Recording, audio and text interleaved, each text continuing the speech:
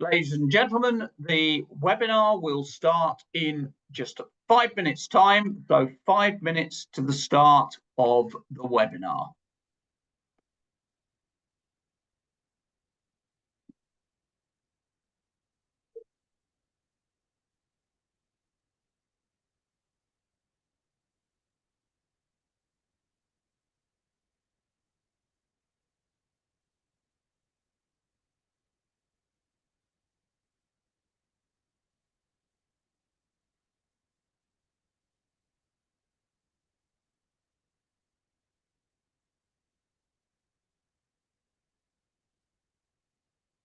Ladies and gentlemen, the webinar will start in just 4 minutes' time, so 4 minutes to the start of the webinar.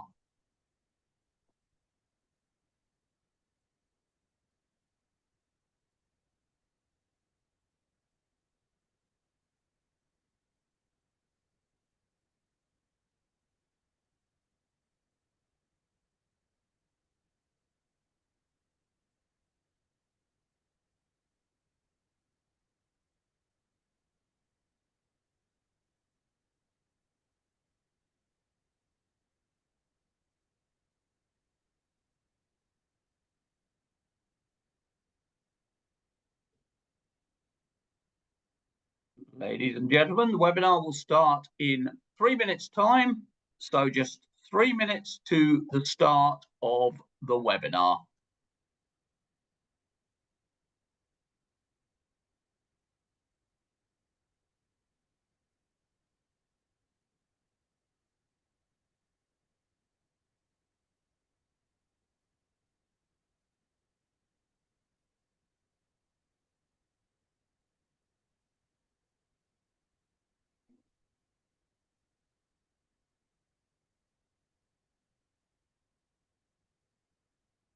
Ladies and gentlemen, the webinar will start in just 2 minutes' time, so 2 minutes to the start of the webinar.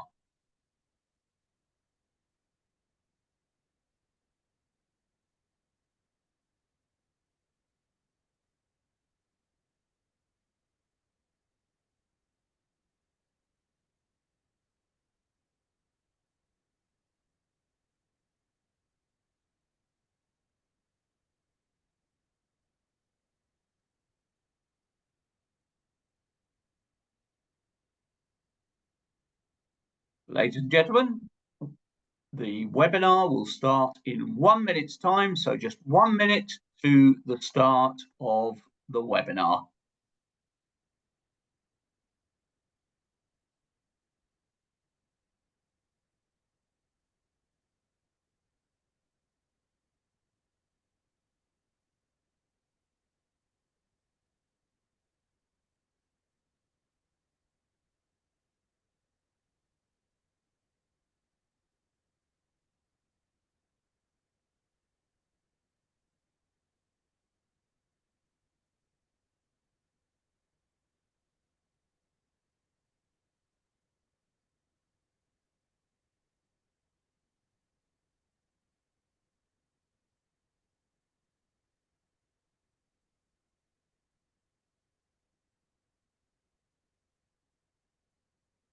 Ladies and gentlemen, welcome to the webinar, and we have a fabulous webinar for you today with some great speakers, and we're going to be talking about the latest thinking on building an effective partner enablement strategy. Every one of our panelists has committed that they're going to give real practical tips and advice, and so this is not going to be a helicopter view session. This is going to be a session where we dig into what we actually need to do this. But a couple of things before we start. So Sarah, if you could move us on to the next slide. A reminder that we are just a few days away, or in fact a couple of weeks away, from the Women's Leadership Council virtual meeting, which will take place on June the 13th. This is a fabulous women-only meeting run by the Channel Focus Women's Leadership Council. We have an extraordinary attendance this year, but if you know any women who would benefit from the meeting, and this is very much about work-life balance, about women reaching their real potential on the channel side of the industry, click on that QR code or indeed copy the QR code and share it with them. It is completely free and is an awesome meeting. And a reminder that we have the Channel Focus in-person conference, and that will happen on the 11th to the 13th of November in, as you can see in the picture, a very beautiful Dana Point, California. We have a cracking agenda and speakers lined up for that one. Then on the evening of the 13th, we will have the Women's Leadership Council Awards dinner that is open to absolutely everyone attending the conference, men and women as well. And then the women will hold their Women's Leadership Council meeting on Thursday, November the 14th. So it's going to be a fabulous event, fabulous speakers, and an awesome attendance, and look forward to seeing everyone there. And registration is open. So basically, just click on the QR code and you will be able to register for the event. So without further ado, I am going to introduce our speakers. Please click on and get involved in the chat. We want to hear from you all. We want your contribution. We want your questions. It's a big part of what makes these webinars very special for everyone. So I'm going to be brief with the introductions, and we have 4 terrific speakers, and I'm going to start with Richard Flynn, and Richard is the partner and CMO of Spur Reply. He's a founder of the Spur Group, an industry veteran with nearly 30 years of experience, during which times he's helped many companies in the tech industry shape and execute their channel strategies and go-to-market approaches. Currently, Spur Group has nearly 250 go-to-market employees sharing their expertise across a range of sales, marketing, channels, operations, and data projects.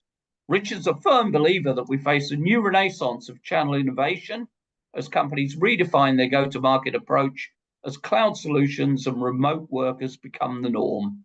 And in his off time, Richard focuses on family, painting, and architecture. So Richard, very briefly, tell us a little bit about the Spur Group. So Spur Reply has been very fortunate in that we tend to help a lot of companies that are in the technology space really define their go-to-market play. We have a specialization in the channel area. I've got a lot of background. I worked at several large vendors and have helped others, with their channel offerings. And we kind of help firms formulate their strategy, their execution plan, measure their success, implement solutions and infrastructure around those, and really, there to help support people in this channel be successful. Excellent. Our second speaker is Harbinder Kira. Harbinder is the CEO and founder of Mind Matrix. He started Mind Matrix as an ecosystem company 27 years ago. He's got experience in sales, marketing, and channel enablement software and solutions. Mind Matrix has many companies across the IT spectrum. Harbinder, tell us a little bit about Mind Matrix. Thank you, Rod. So Mind Matrix, this is the company I started 27 plus years ago.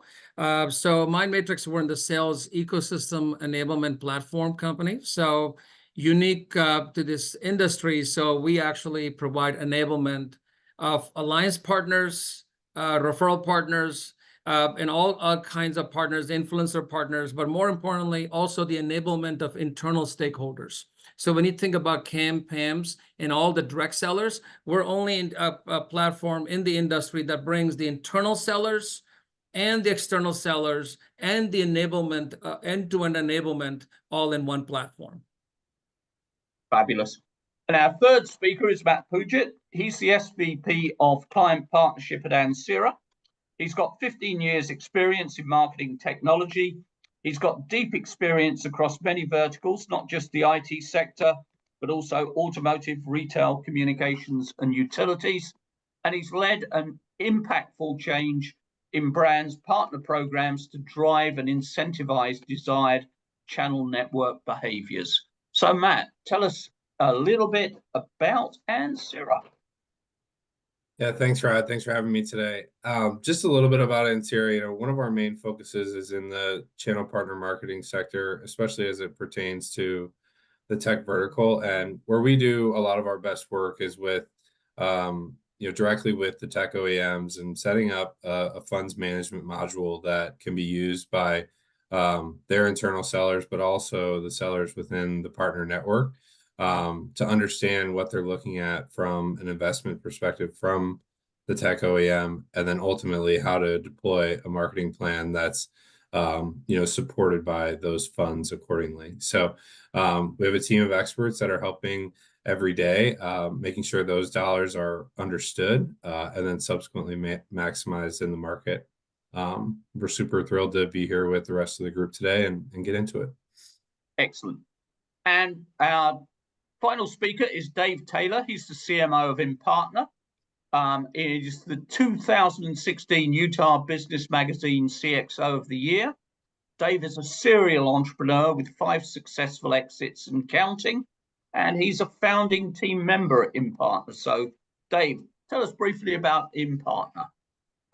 Thanks, Rod. Hey, it's great to be here. Appreciate everyone's time today. InPartner helps companies build revenue streams through indirect go-to-market motions, and we help individuals build careers in the indirect space. We do that by helping them expose, understand, and communicate the metrics that underlie their indirect business, where we tend to be very data-driven in our approach. And really the focus is on helping people go to senior management with as clean and clear of a story as the direct people do. We think that if everything goes smoothly over the next 10 years, there will be an awful lot more indirect go-to-market teams and a lot fewer direct go-to-market teams. So that's kind of what we're pushing for. We think this is the most efficient, most effective go-to-market model, and we're anxious to help companies and individuals exploit that. Fabulous. We're here to talk about building an effective partner enablement strategy. And Richard, if I can come to you first, it's all very well going, hey, we're going to build an enablement strategy. But what do we need to understand about our partners so that we're building the right enablement strategy, and understand that many of our partners who are coming on board are at different stages and need different kinds of enablements? Often everyone is trying to do a one-size-fits-all program. I think, one of the things that you need to decide on as a company is what's your thinking behind enablement. Some companies view it as a gate. You have to have certification. We're going to have everything kind of formalized in that process. And to be enabled to do X, you have to first, pass this test. Other companies view it more as an on-ramp, that, people sell and support what they know. And so we want to make this very pervasive and available for everybody to do. And you probably need a little bit of a balance between those two things, but really making sure that you're comprehensive in your view, that you've got an on-ramp for new partners, that you've got a way of really making sure that people understand the depth of your technical solutions, really helping people with their sales and communicating to their customers, making sure they understand your programs and how to support. And, as was mentioned earlier, and make sure that all of that is well understood by your internal folks and that they're able to talk about the same things. And Dave, if I can come to you, just addressing that point in a little more detail. A lot of people have a problem because what they've got is a whole bunch of partners coming to them. Some are really ready to onboard, they're committed. Some have just got a couple of deals with a couple of customers that they just want to get done. And some are kind of interested but not ready. How do you actually go about differentiating between the groups and then addressing their different needs?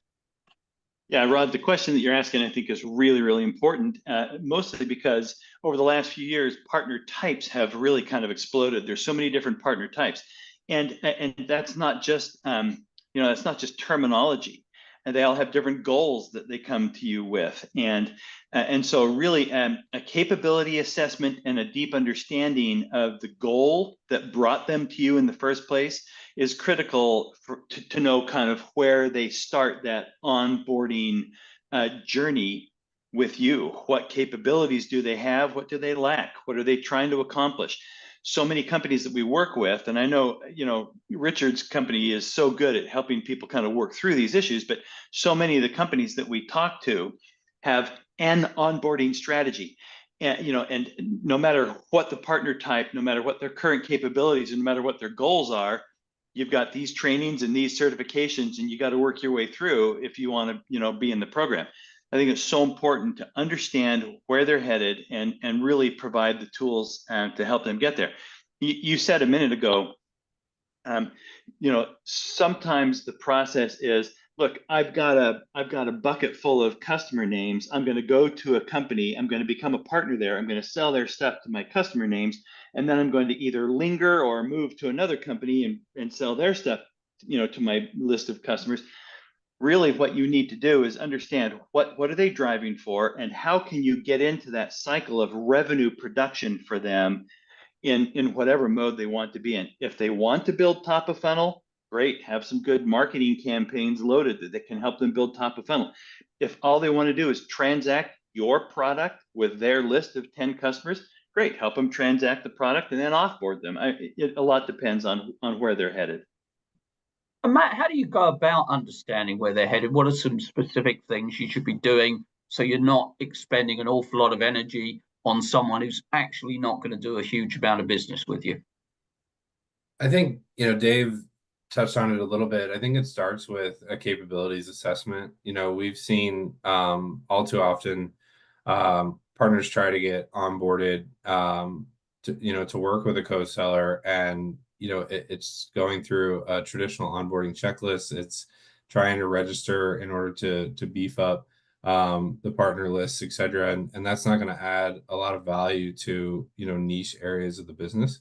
I think understanding, as Dave said, where the company is trying to go and what the capabilities are that they actually possess can put them into kind of the right funnel. And if they really are just trying to tick off that list of, 10 transactions or 10 deals, maybe they're not right for you. But if you are a company that's just looking to grow either that revenue set or that close rate, for example, they might be. And so I think those comparisons are key to do at the beginning of that onboarding cycle. And without them, you're just going to kind of add them to a laundry list of partners that are already in place.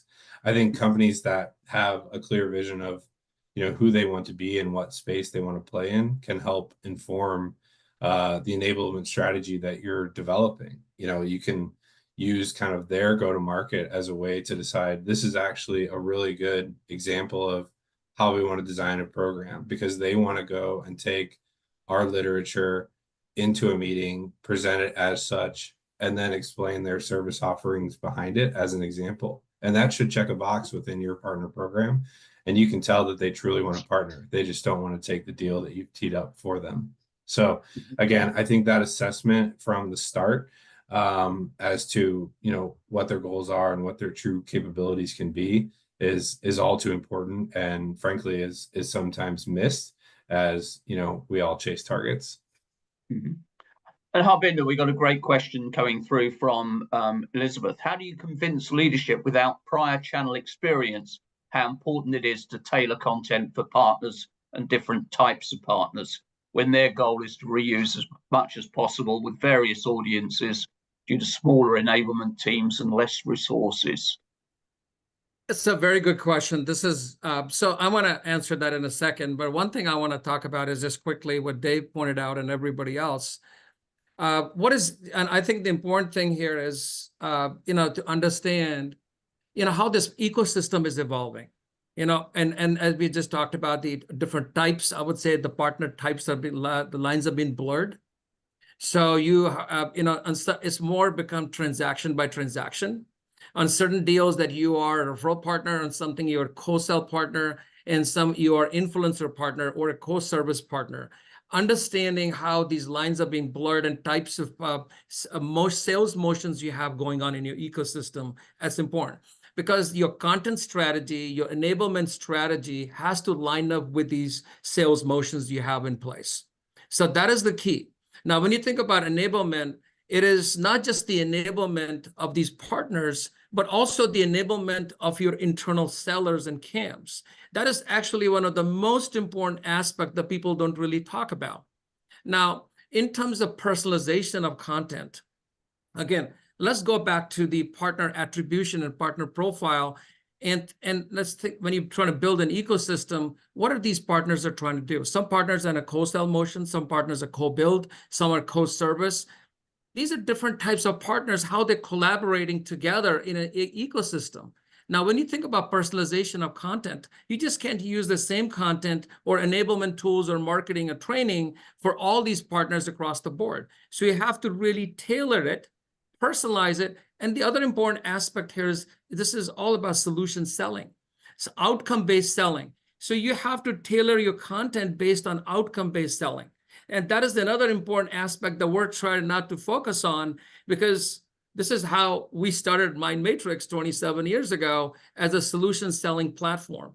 And now we're discussing all about solution-based selling and outcome-based selling. So that is important to, now that coming back to the question, how do you convince your leadership? One of the important things that we talk about is if you're coming from a direct sales motion company into a channel-driven company, you have to really understand how your direct sellers have been selling, replicate the same sales playbook, and map it to the partners that you have and different types of partners you have.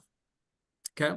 So understanding partner attribution, partner types, and tailoring content, and then showing the benefits, again, really comes back to measurement, the ROI, and how this content, the effectiveness of enablement, that this is how you can look at these KPIs and take that information and convince your leadership based on that. Excellent. And Richard, if you look at this, you're going to need a mix of materials. You're going to need online. You're going to need in-person materials. Who actually delivers the onboarding? Do you leave it down to the channel account manager? Do you have a specialist onboarding team? With your experience, what actually works best? Well, I think a little bit to build on what Harbinder said, you have to kind of map out who are your channel players and then have an understanding of what's sort of the capability that you're trying to build across what audiences. So I think the important thing to remember is that different groups have probably different pathways to them. So if you're focusing on GSIs, they probably have internally a group of people that are responsible for enablement within their organization. You're going to want to plug into that process and as much as possible align to whatever their formal processes are. However, if you're interested in maybe an SMB market play and your primary focus is going to be a little bit more on long tail partners, and things along those lines, then maybe the answer is that you need to be using a portal and having AI generated learning paths for people so that they can very quickly go find whatever content or whatever kind of enablement that they're looking at. So I think, unfortunately, the answer is it really varies. The key is to really have a good understanding of what's the type of enablement you're looking to drive within the particular sets of partners that you're really focusing on at any particular moment. And Matt, a lot of people still insist on certification, etc. Some people are just looking at more ad hoc enablement and training. Where do you draw the line? Where should you use and go, okay, this has got to be certification? And where do you go, hang on, for what we're trying to do here, here's some much simpler things that we need our partners to complete?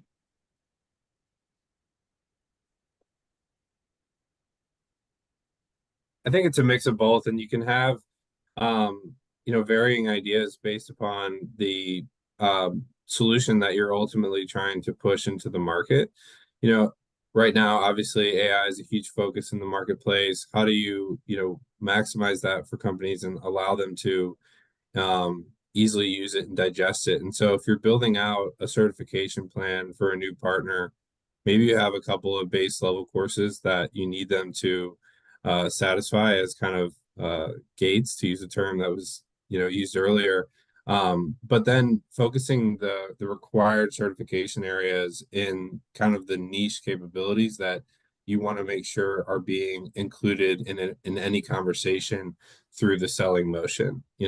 I've seen a lot of programs take place over time where you're required to take all of the trainings, and you might have partners that are coming into your program that simply aren't trying to push that certain solution on your behalf. So why are we requiring them to spend their time there? That's de-incentivizing for them as a partner. And so if you can shift their focus to what aligns, going back to the capability assessment, number one, what aligns to what they're even able to do, but also if it's focusing on a solution that you have your organization hyper focused on, that's where the time needs to be spent. And cut out the middle ground of requiring antiquated hardware training, for example, something like that. I think that shift is something that we're seeing taking place today, and incentives for meeting the requirements and satisfying certifications that align more directly to the areas of focus for the OEM are coming with greater incentive, and that should be highly appealing to partners no matter their size, because we know it varies so greatly. And so I think having the ability to identify what you want them focused on the most, being firm in that decision and committing to it for an extended period of time is kind of decision one. But then making sure that's evangelized amongst the partner set and understood is a real way to drive that focus around, again, that solution that you want to be most prevalent in the selling motion. And Dave, coming back to you, sorry, just the whole issue of who does the enablement. Some companies do it; they use their existing channel account management team, and they're the folks that go out there and do it. I'm seeing a trend towards companies having a specific enablement team. What are you seeing with your customers? Yeah, it's such a, to me, and of course I'm a little biased on this, it's such a no-brainer. Where do you put your resources? Well, you put them where the money is, right? And and so many companies, I think, don't get that. I see so many companies who spend time, headcount, resources, meetings, budget, worrying about the customer journey on their corporate.com website, overlooking the partner journey on their partner portal, or whatever you call your partner watering hole. I was in the UK 2 weeks ago meeting with a $1 billion plus company, and he had a whole bunch of things that he wanted to accomplish with his partners, and he said, we just don't have resources for that. And I said, hey, well, what percentage of your revenue comes through the indirect model? And he said, well, we're over 80%, which is not untypical for a manufacturing company, right? I mean, that's their typical go-to-market. And I said, well, how many resources do you have working on enablement for customers and direct and et cetera? And he said, oh, I've got a team of a dozen or so. So to me, who should do it? It's a fundamentally different way of thinking about it, and it needs to happen at the highest levels within the organization. And I think the people that are on this call with us today, they have the ability and the responsibility to go to senior management and show them the data and the detail and say, these resources allocated more on the indirect space than the direct space will generate incrementally higher return on the expense of those resources. It's not an easy thing to do, because time has really cemented that direct go-to-market motion in the minds of a lot of executive teams. We need to get them out of that rut and into our rut. And the rut that we own is, this is truly the most efficient and effective go-to-market model.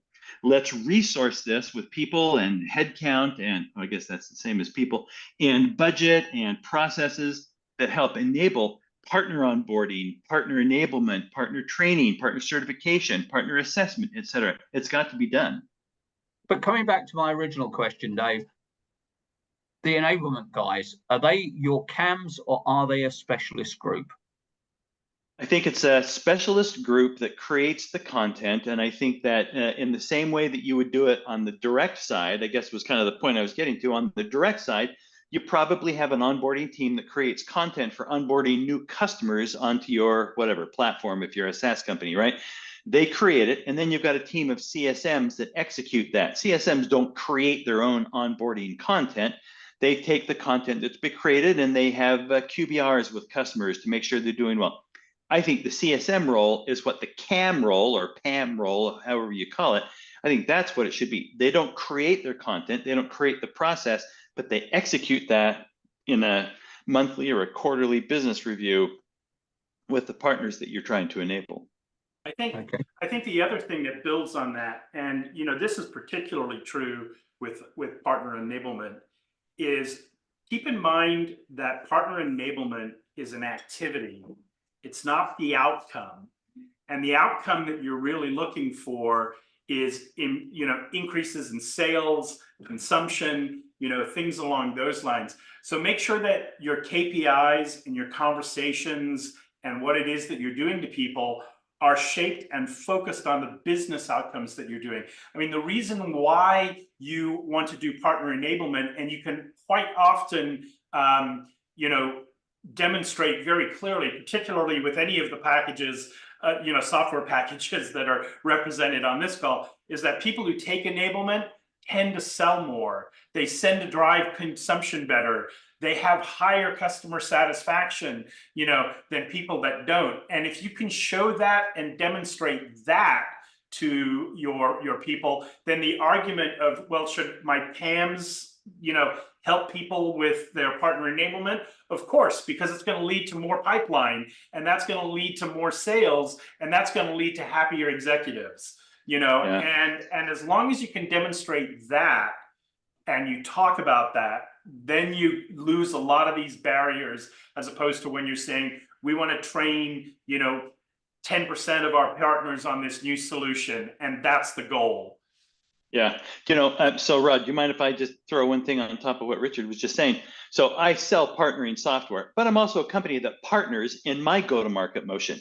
And what I find is that deals that come to InPartner through our partner ecosystem are close faster, tend to be larger, have a higher satisfaction level in their NPS scoring, have a higher renewal rate.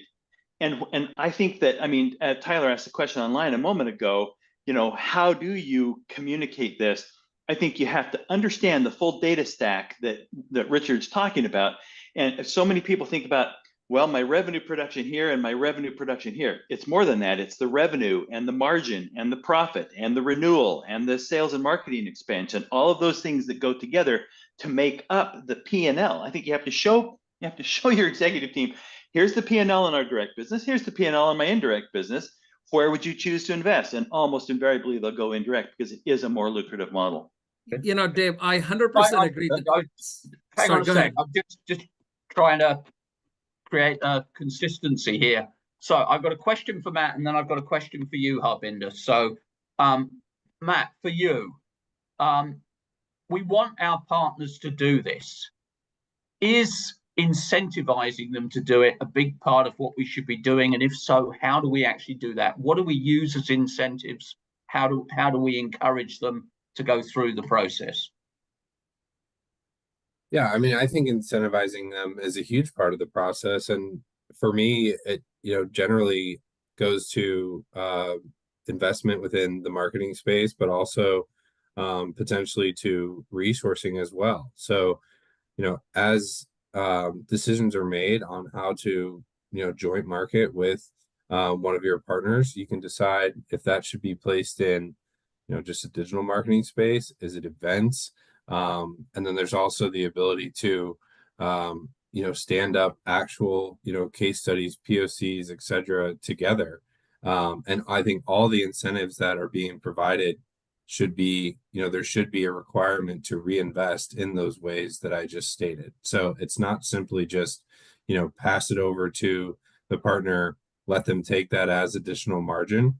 There should be parts of the strategy that say, at least 50% of these incentives that we're offering you to engage need to be reinvested in these ways. And those ways should be diversified, as I mentioned. They can't be all one thing.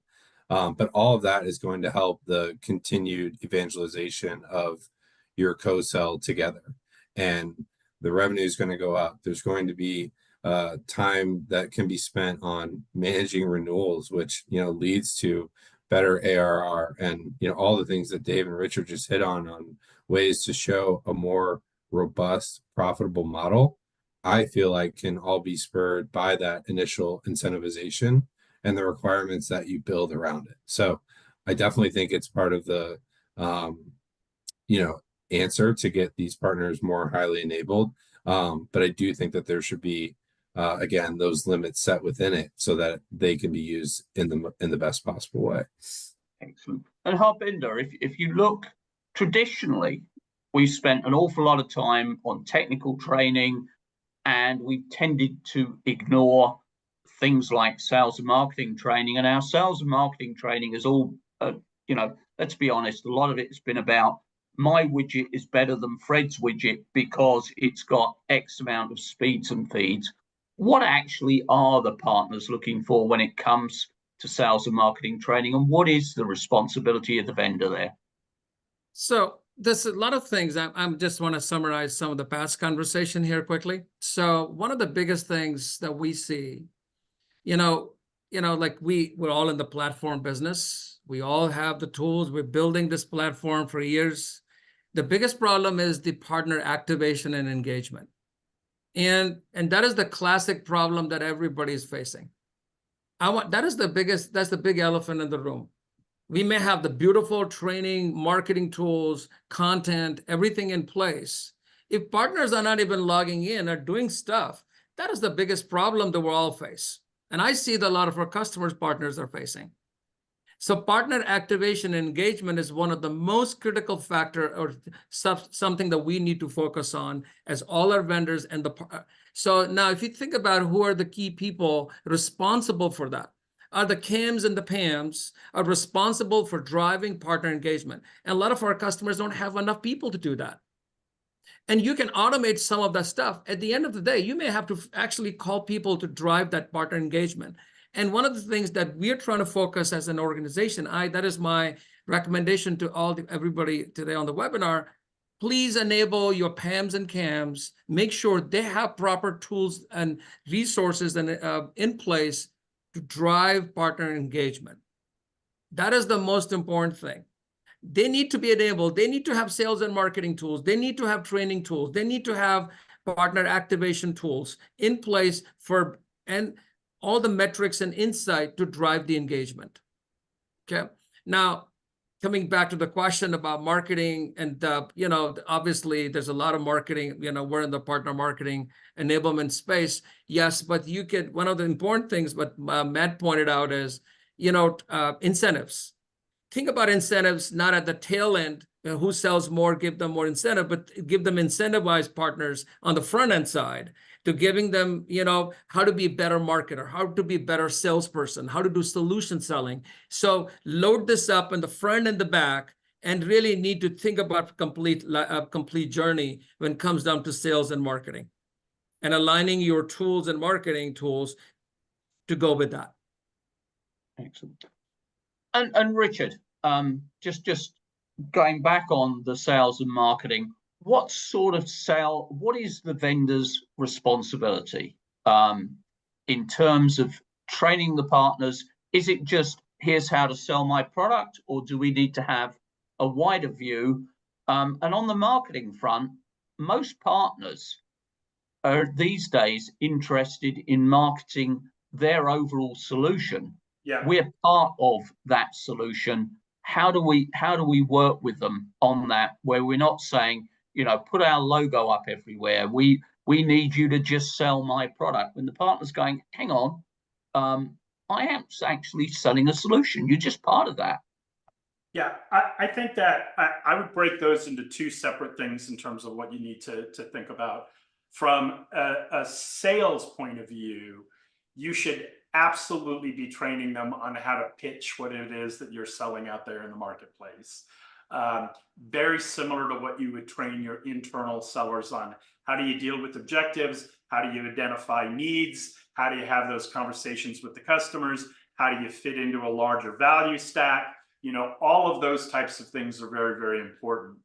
I think from a marketing side, you know, what we see is that, and you know, obviously resources are sometimes challenging, but you know, most smaller partners don't have a lot of experience around marketing.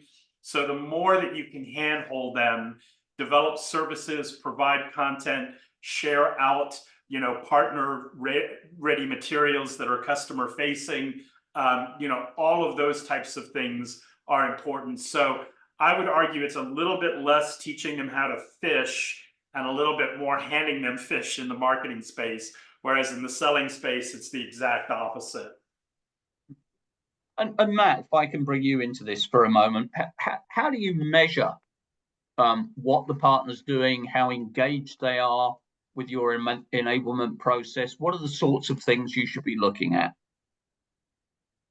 Yeah, I think that you know, it goes back a little bit to what Harbinder was saying about you know, incentivizing upfront and on the back end, and really throughout the process. You know, so if you think about you know, the process from onboarding to, you know, converting in a co-sell is, you know, can we do something upfront that requires the, you know, ingestion of the marketing literature, and then that leads to, you know, certification. Okay, there's step one, and you might be incentivizing around that.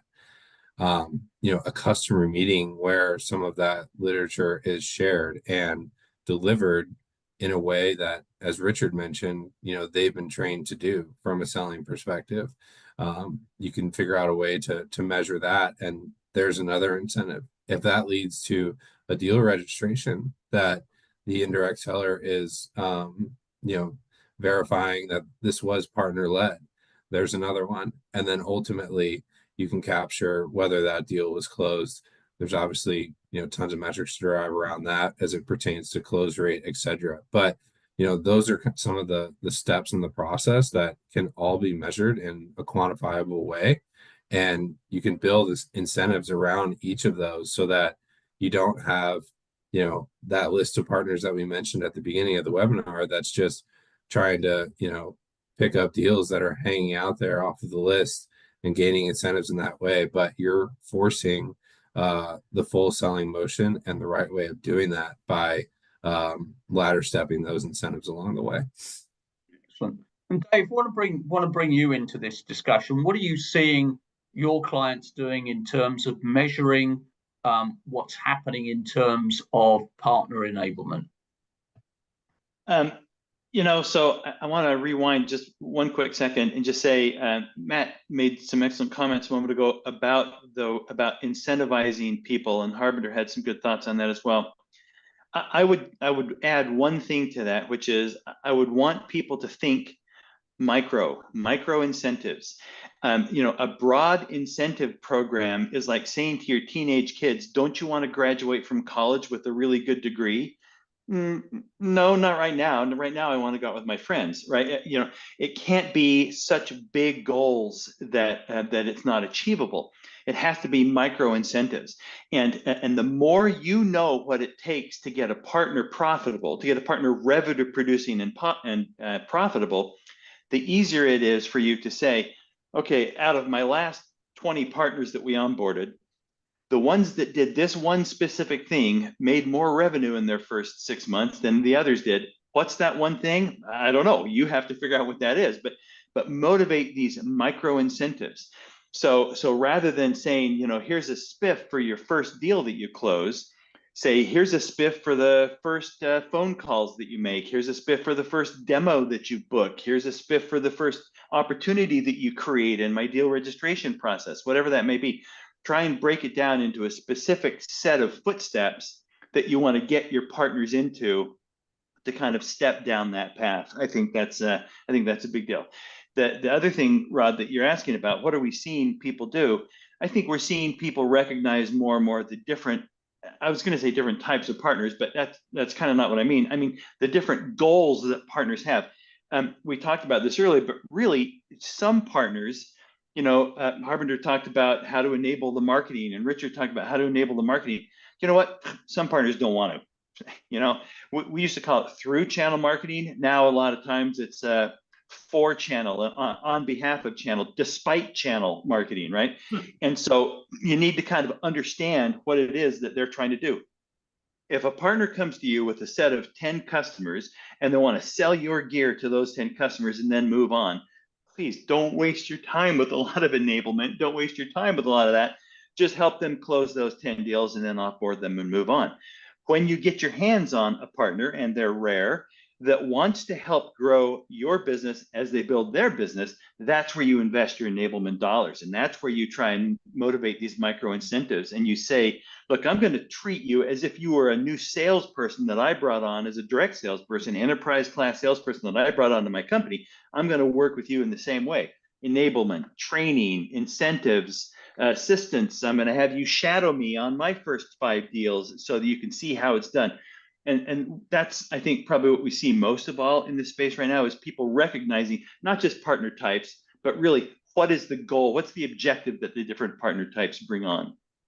And Dave, if I could add one more thing to that, besides just the partner incentives, look at your internal incentives and see if the people are aligned to that as a goal. So for instance, one of the problems with having PAMs drive enablement is most often they are incented on pipeline and sales and things along those lines.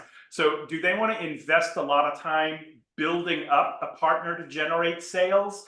Not really. I'd much rather work with an established partner that's already got some pipeline out there because I'm going to drive them. They're an easier, lower barrier for me to go work with.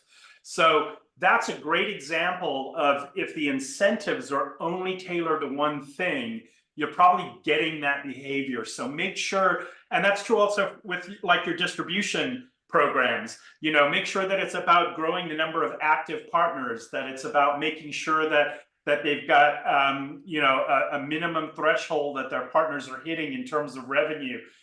There's a lot of different incentives you can apply to, but make sure that those are also there for your internal folks. And Harbinder, just getting back to two things that are coming up a lot in the chat. First is, how do we measure this? And that's linked to the second question that's coming up in the chat. How do we sell the need for these kinds of programs to senior management in the organization? So I'm going to answer in one word. It's all about data. Okay. Senior management wants to see data, performance data, revenue data, metrics, numbers. And how do you run your partner program? Enablement. This is all based on data and attribution of partners, who they are, how they sell, what they do, what kind of partners they have, what kind of accounts they have, what Dave was alluding to. It's once you capture that data, and the data, the sad part is the data is constantly changing. So you got to think about how the data, measure the data, capture it, analyze it. That could be performance data, partner attribution data, partner profile data, and what they're selling, what they're not selling, and run rules and automation around it and provide that visibility to your management team so they can make better decisions. So it really boils down to the data, how you capturing it. If you think about partner engagement and engagement, that is actually made of many different aspects. So one is the partner's engagement with your brand. Are they even coming to your website? Are they looking at your content? Are they even looking at your newsletter? That is the external engagement of the partner with your brand. That is one of the 1,000 different attributes that you need to look at. And then is obviously, if you have a partner portal, are they logging in? Are they consuming asset? Are they taking training? Are they doing a deal reg? Are they registering opportunity? That is the data that is generated within the platform. Then there's the data that is generated outside. Are they interacting with you in external events and the stuff that is happening outside your platform? So how do you triangulate all this data, and then you have a POS data. What is actually in reality what they're selling, and how this data all comes together, that is the key.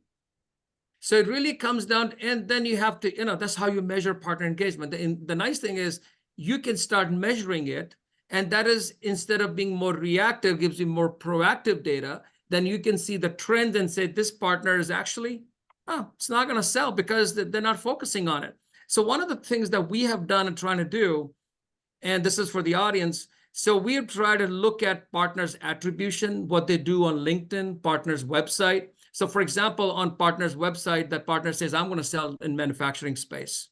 Or on LinkedIn, they're focusing the last 10 posts, they're focusing on healthcare. This is what they said they would do. And what there's actually action-wise, they're focusing on healthcare. So how do you bring that data and personalization? So when they log into the partner portal, so the idea is to provide campaigns front and center to healthcare, because that's what they're actually doing. So mapping what they're actually doing outside, what they're actually saying, and mapping that out to their journey within the platform and automating that. So that is really the key here, is understanding who they are, what they're actually doing outside. It's not what they have in the record, what they're actually doing outside. And the key is to understand in real time. Now with the AI, this is all possible. Okay. And Matt, let me bring you into this for a second. People tend to go, okay, I've now enabled the partner, I'm going to let them get on with it. The reality is, until the partner's made those first 2 or 3 sales, you can enable them to your heart's content, but nothing's actually going to happen. How do you help that partner? What are some of the things you should be doing to go beyond the, hey, here's what you need to do, partner, to the, you've got your first 2 or 3 sales, we're really beginning to demonstrate that we have a good partnership here, and business is going to flow? Yeah, I think the decision then is made, at the partner level as to, the opportunity size that they see and the amount of resources that they want to continue to invest in it. I think being able to show, good return on that transaction and prove up that, you're going to be able to, maximize deals by continuing to work within this new relationship is kind of step one. And then from there, being able to try and show potentially some diversification within the selling that they're doing. So, is this a partner that is only going to, be able to help us in this one particular selling motion or selling this one particular solution? Or have they shown through this process that they have other capabilities there? And if that's the case, they're going to be continued to be invested in at a greater level. And that should really kind of work both ways. And so to Richard's point earlier about making sure those, internal incentives are clear, I think as you assess what occurred in those first couple of deals together, being able to ask your internal stakeholders, was the value really there? Did they align to these internal incentives that we put forth? And if the answer to those things is yes, I think those are your indicators to know that you can continue to expand upon that partnership.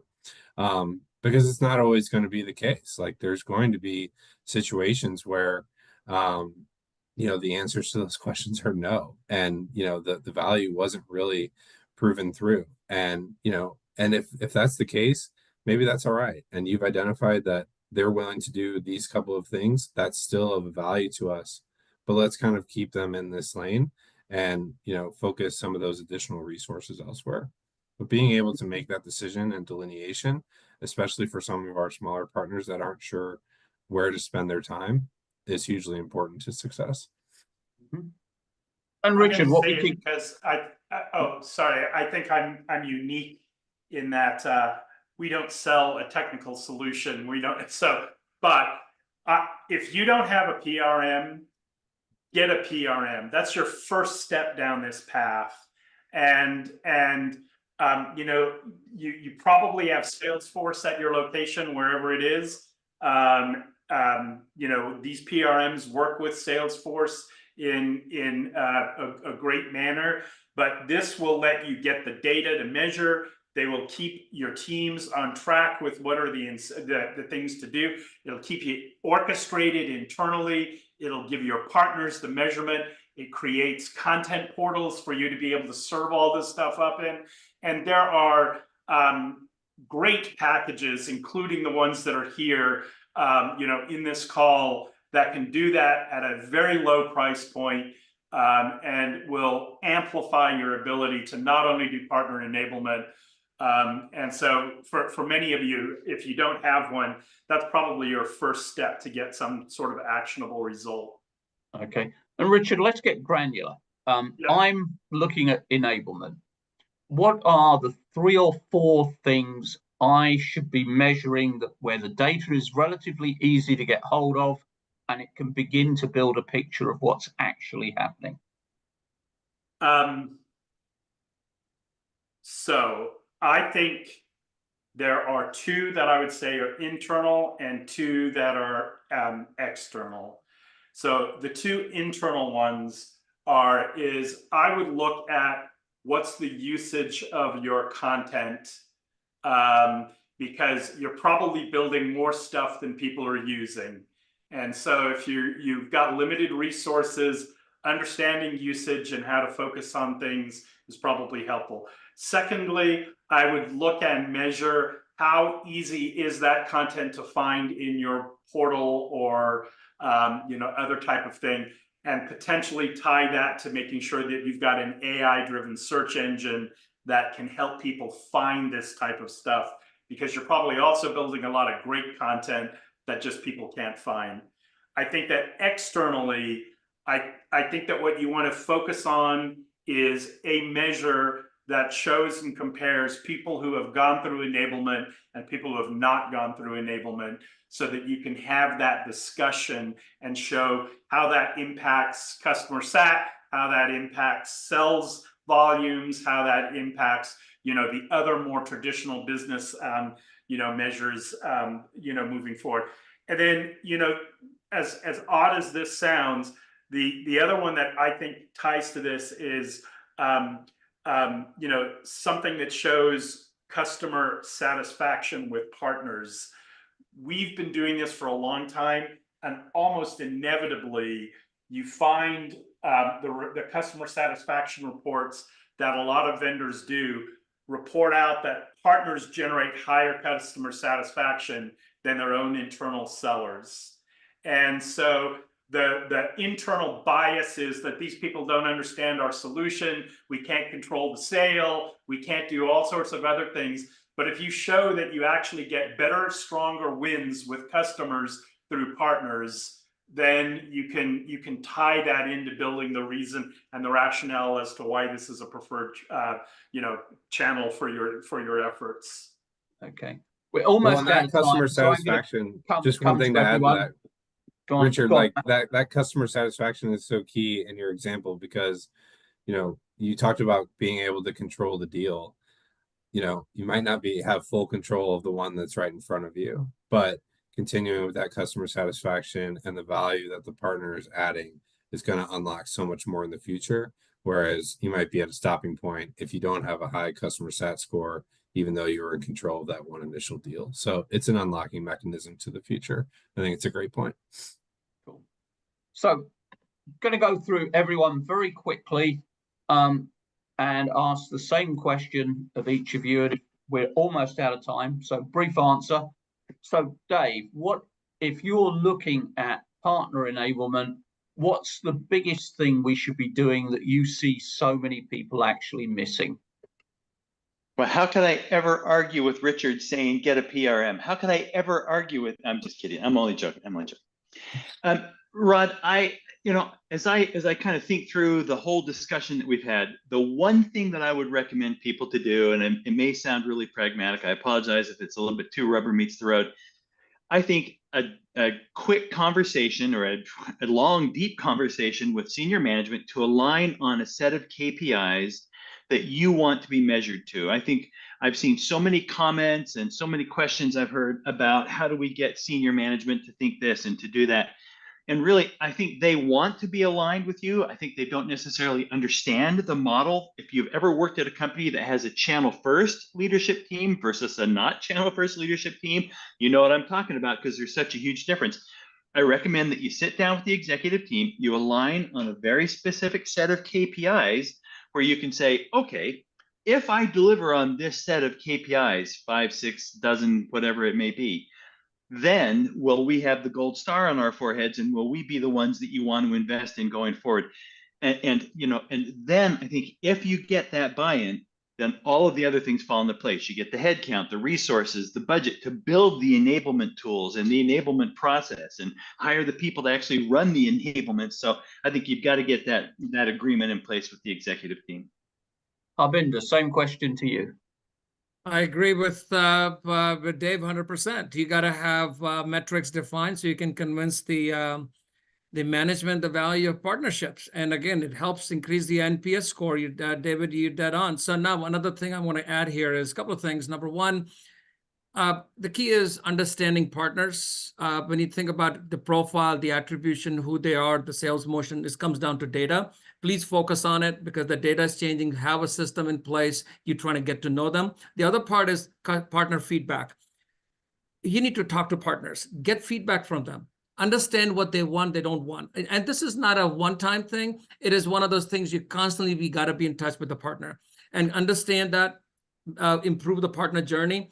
And I would say, thank you. If you guys are looking to PRM, absolutely, you should invest in PRM. Thank you, for the plug. But please don't buy PRM if you don't have a proper partner activation engagement strategy in place. Please don't do it. Okay, that would be a waste of your time. So please absolutely start with the activation engagement strategy in place before you buy the technology, because technology can do so much. Richard, one thing that people are missing that they really should be doing in terms of partner enablement. I think it's been mentioned, map out your partner life cycle. What are the capabilities that you're looking for within that partner life cycle across your required ecosystem of partners, and build to that. Great. And Matt, last word. I don't know what else that hasn't been said, but I think having the willingness and getting the senior management commitment to invest in partners that aren't just leading you transactionally, and making the decision to maybe shy away from a few that are, and investing in those that are going to go along the journey with you. Fabulous. Dave, Harbinder, Richard, Matt, thank you very, very much indeed. And as you leave the session, there's a survey. We've been talking a lot about measuring. We do measure this. We do look at what you say. So please, please do complete that survey. And thank you so much once again to Dave, Harbinder, Richard, and Matt for some great contributions and some terrific insights on how to do this better. Guys, thank you very much indeed. Thanks all. Thank you. Have a good day.